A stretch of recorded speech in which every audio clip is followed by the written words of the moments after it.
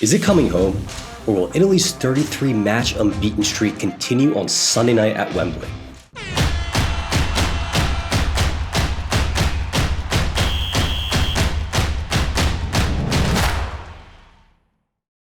Hello, my name is Brian McDonough, and this is Club&Country. On this channel, we typically talk about all things US soccer, but today, we are taking a journey over the pond to preview Sunday's Euro final between England and Italy.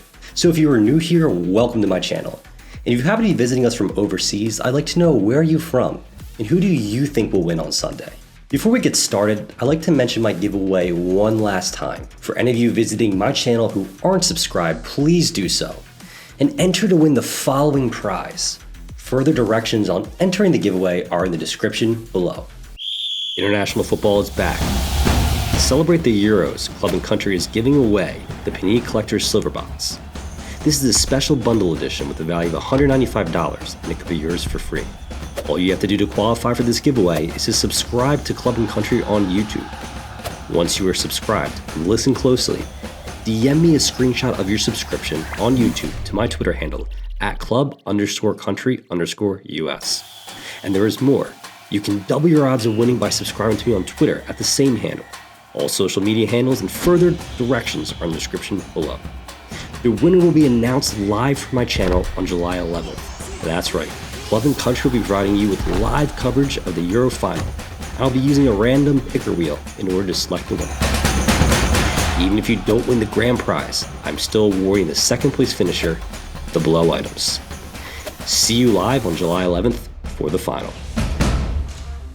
England and Italy have matched up 27 times in their footballing history. The three Lions haven't beaten the Azzurri in a major international tournament since the 1977 FIFA World Cup qualifying match, if that really even counts. In more recent memories, the last time these two nations faced off was on March 27, 2018 in an international friendly at Wembley.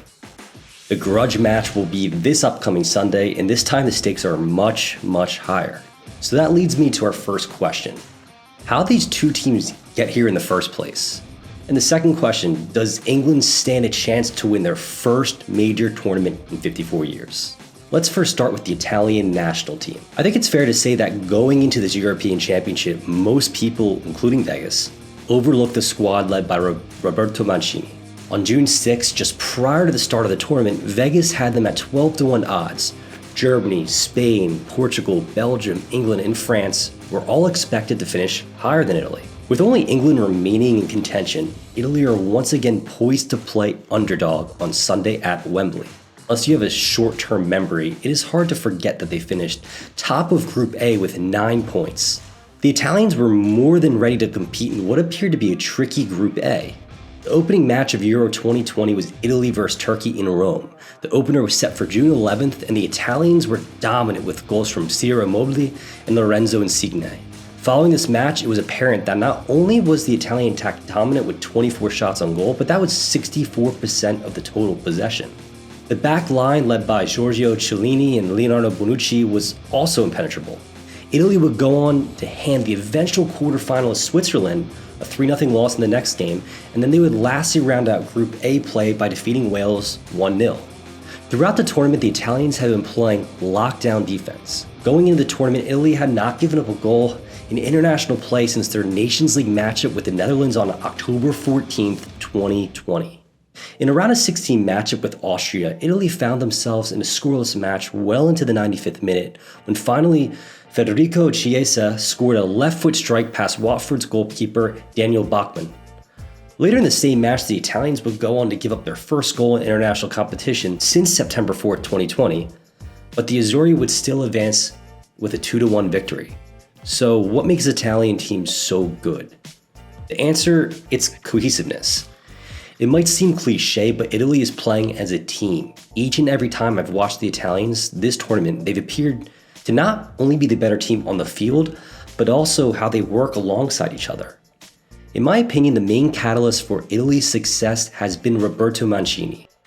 Mancini's appointment for Italy goes all the way back to their failure to qualify for the 2018 World Cup. When Italy failed to qualify, they went on a hunt for a brand new manager. Mancini at the time would go on to sign an incentive-based contract one that has already seen his original contract terms be extended from 2020 now all the way through 2026. In 2019, Mancini set an Italian national team record with 10 victories in a single calendar year.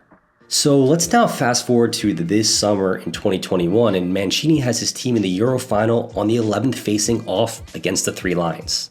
The Italian style of quick passing and high pressing has led to much success for the Azzurri. In my opinion, the bright spot for this Italian national team has of course been the outstanding play of several individuals, including Lorenzo Insigne, Gianluigi Donnarumma, Giorgio Chiellini, Marco Verratti, and Jorginho. But I think the real difference maker in this tournament was the attacking ability of Italy's defender Leonardo Spinazzola. Throughout this tournament, Spinazzola had given Italy the option to be poignant on the counterattack. His outstanding play carried the team all the way through the 80th minute of the quarterfinal matchup against Belgium when all of a sudden disaster struck. In that 80th minute of play against the number one team in the world, Leonardo Spinazzola ruptured his Achilles tendon in an unprecedented turn of events, and right away Italy had lost their MVP of the tournament up until that point. So what does this have to do with Roberto Mancini? Well, Mancini is known for giving young players opportunities, and one of those players just happens to be Emerson Palmieri. A couple years ago on May 19th, 2018, Mancini called upon Emerson for the May and June friendlies. Palmieri would later go on to make his first appearance for Italy on September 10th, 2018 versus Portugal. And the significance of this 2018 move by Mancini is that Italy are now sitting here 3 years later in a major tournament and relying on Emerson Palmieri to fill the huge boots of Leonardo Spinazzola. So the common denominator of the Italian team is, outside of all this, they just get the job done. And with only one game left in Italy's first major Euro final appearance since 2012, the Azzurri need to hang tough. If the Italian team is able to be as relaxed as Giorgio was with the prospects of a semi-final penalty shootout, then I wouldn't expect Italy to sweat Sunday's final. So now England. How the Three Lions get there? If anyone has a lot of pressure on them, it is the English national team.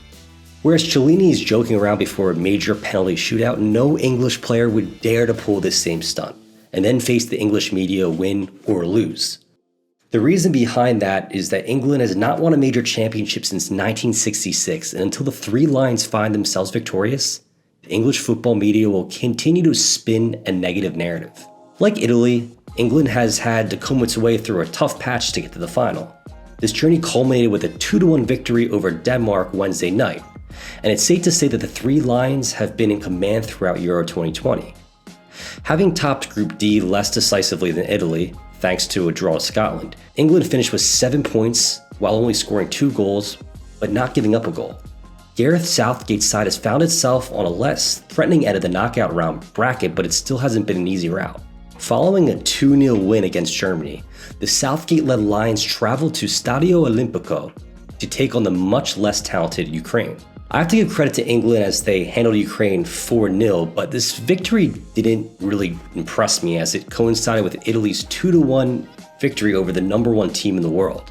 I'm not really here to sound critical of the English national team. In fact, the squad has shown a positive group mentality, and it appears that the Three Lions are all on the same page to win. This will be England's first ever European championship, and that leads me to ask the question, what exactly is coming home? As all football fans around the world remember at the 2018 World Cup, the Three Lions semi-final run brought the meme, "It's coming home," which apparently isn't just about the World Cup. I'm going off on a tangent here, and I promise to rein this video back in, but I'm siding with Kasper Schmeichel. Question for Kasper, or both of you in fact.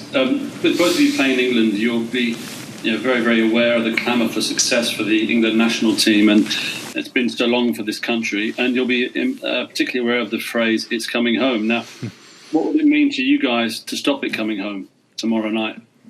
Has it ever been home? I don't know, have you ever won it?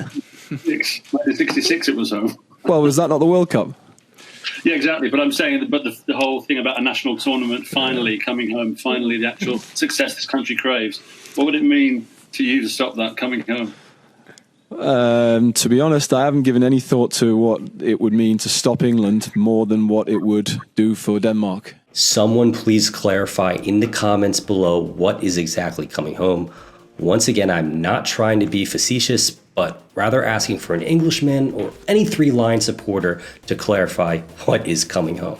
All right, so time to rein it back in, and just as I spoke about the excellent job Roberto Mancini has done, I would like to point out a specific player for England that deserves some high praise. Harry Maguire has statistically been far and away the best player for the Three Lions. The Manchester United centre-back has been instrumental in England's run.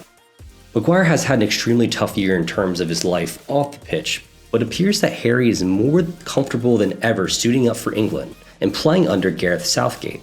When asked about the role Gareth Southgate has played in England's success, Harry was quick to single out Southgate's loyalty, stating, and I quote, "Gareth's support of me has been brilliant ever since I made my debut for England.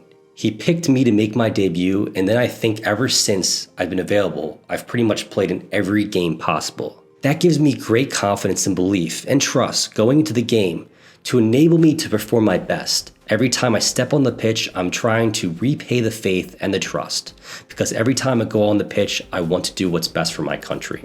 End quote. In a world where Roberto Mancini is certainly rated higher than Gareth Southgate, it appears that, like Mancini, Southgate has his players bought in. Two players in particular that Gareth has bought into are Raheem Sterling and Harry Kane. Sterling, like Maguire, attributes a lot of his success with England to Southgate's loyalty. His speed, on and off the ball, his movement have been key for England, and it appears that his spark is igniting the prolific scoring abilities of Harry Kane.